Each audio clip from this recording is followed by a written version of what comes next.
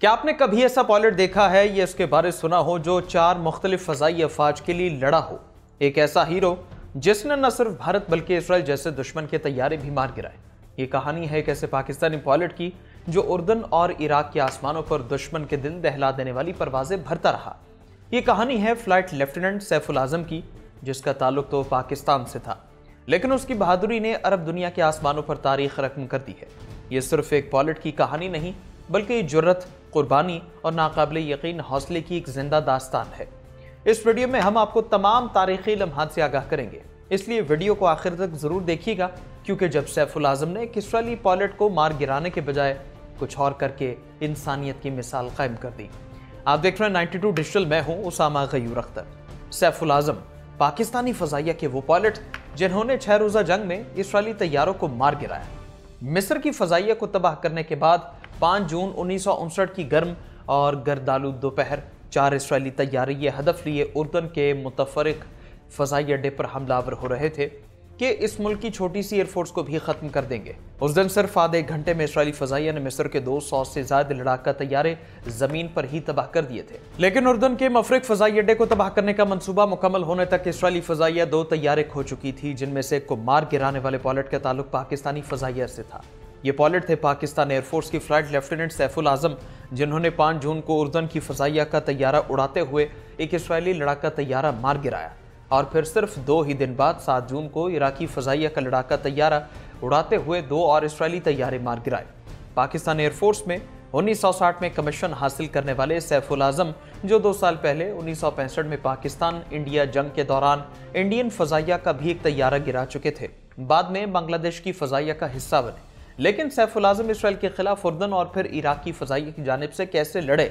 पाकिस्तान से उर्दन तक दी gold bird, Pakistan and it's air force observations of A pilot में मंसूर शाह लिखते हैं कि पाकिस्तानी फजाइया के 35% टेक्नीशियंस और सैफुल आजम जैसे बेहतरीन पायलट्स समेत 1/4 पायलट्स मशरकी पाकिस्तान में थे।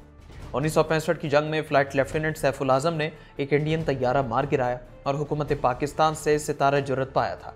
1966 के अवाखिर में उन्हें उर्दन की फजाइया में मुशीर तैनात किया गया था, लेकिन उसके अगले ही साल जून में उन्हें एक और जंग दरपेश थी, जिसमें एक जानिब इसराइल और दूसरी जानिब उर्दन, मिस्र, शाम और इराक समेत अरब रियासतों का इत्तेहाद था। उस जंग का आगाज 5 जून को इसराइली हमले से हुआ था, जब मिस्री फजाइया को अचानक ही एक बड़ा धचका मिलने के बाद उर्दन की फजाइया को खबरदार किया गया।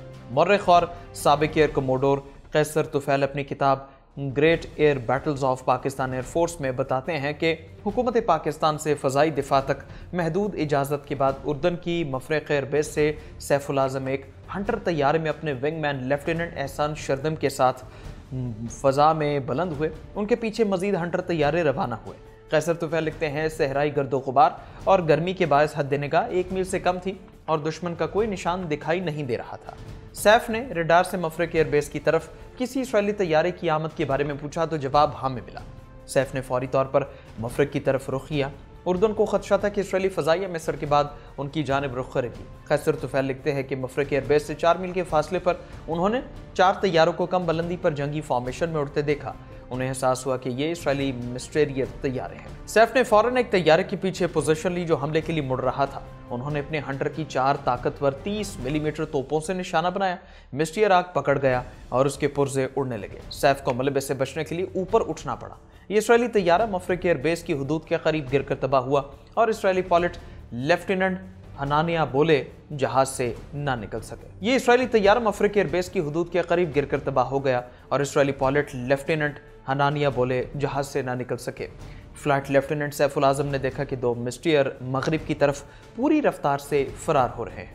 जैसे ही सैफ ने उनका पीछा शुरू किया, एहसान ने दाएं जानिब एक और दुश्मन तैयारे की निशानदही की।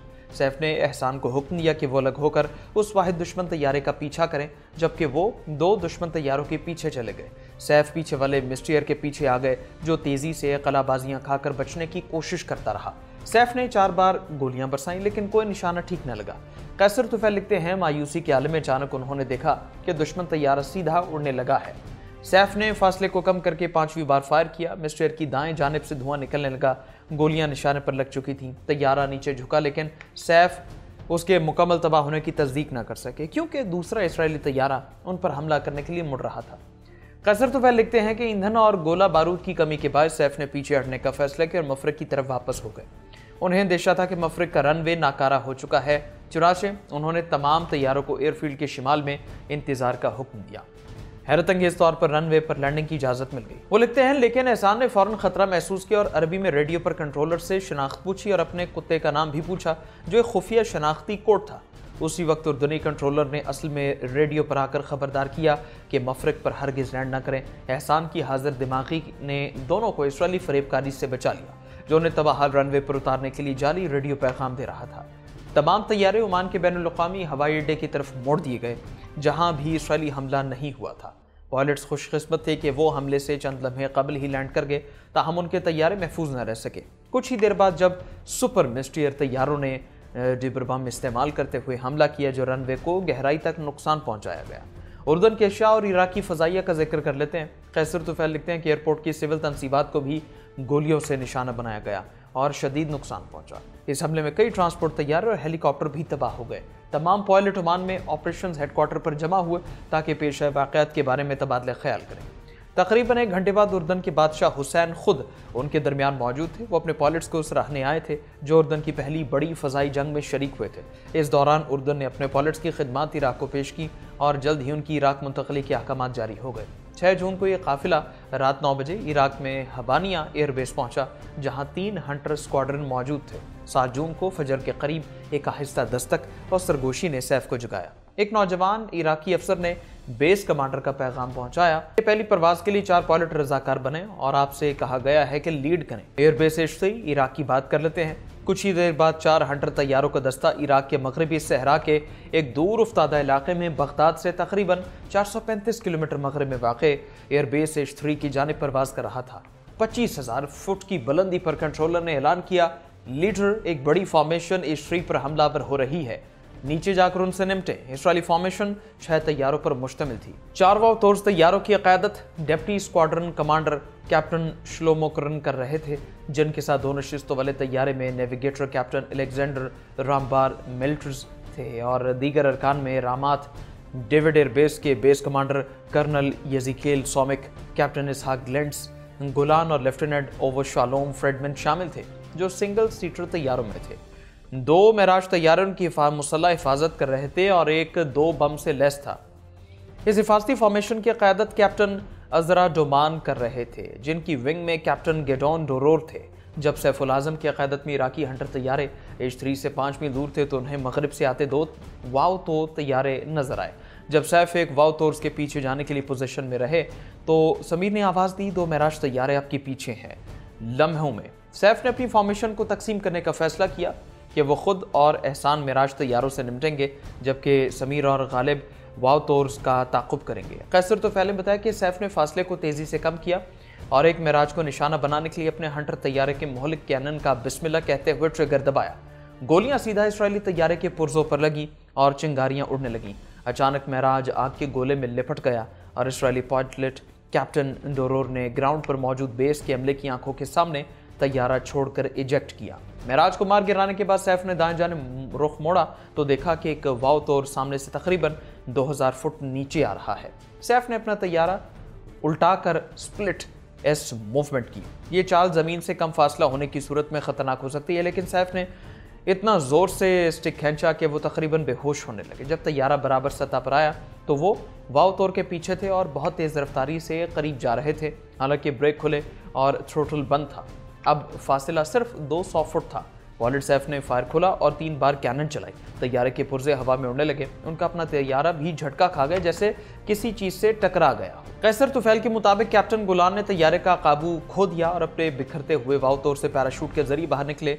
ड्रोर ने कुछ देर पहले ऊंचाई पर मेराज से छलांग लगाई, जबकि गुलान ने वाव तोर से निचली सतह पर पैराशूट खोला। दोनों अब हवा में एक साथ पैराशूट के जरिए उतर रहे थे। ईंधन कम होने के बाद सैफ वापसी का इरादा कर रहे थे और समीर ने पुरजोश आवाज में पुकारा, लीडर मैंने वावतोर मार गिराया है। वो लिखते हैं कि इस हंगामे में एहसान ने भी इतला दी कि उन्होंने भी एक वावतोर मार गिराया है।